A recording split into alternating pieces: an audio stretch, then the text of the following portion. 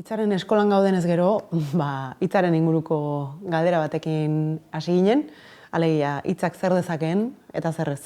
Ez noski erantzun bat aurkitzeko helburu handi nahiarekin, baizik eta pixka bat gogo eta egiteko aitzakia moduan, ez?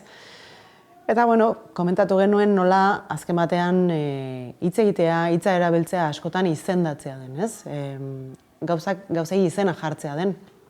Eta izendatzea azken batean eta labur eta soil eta gaizki esan da, errealitate bat fonema gutxi batzuetara errenditzea den.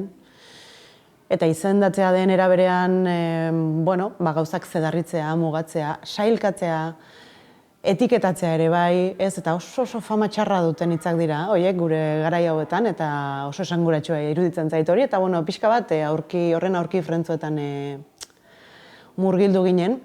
Eta, hizkuntzak edo hitzak zer dezaken bakarrik ez, baizik eta gehiago geurera, partikularrera ekarrita euskerak zer dezaken ere, galdera hori ere planteatu nahi nien provokazio moduan pixka bat, zeren bat amalez, besteek ez ezik, geuk ere askotan uste dugun, baina askoz gehiago dezake euskarak, nire ustez.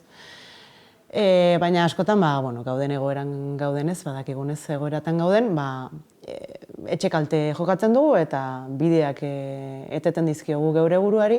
Eta iruditzen zait hor, literatura ez ezik, literatura bai noski, baina literatura ez ezik itzulpengintzaren disiplina ere oso baliagarria suertatu daitekela, norberaren hizkera eta idazkera zorrozteko eta hizkuntze aukerak zabaltzeko eta libreago izateko eta ez kondenatuta egoteko beti gauzak guztiak modu eta estilo eta zera berean idatzi eta esatera, ez? Eta hori guztia laburbilduz, baina hori guztia osatzeko gero etorri zaigu Isabel Etxeberria itzultzaile, irakasle eta aditua.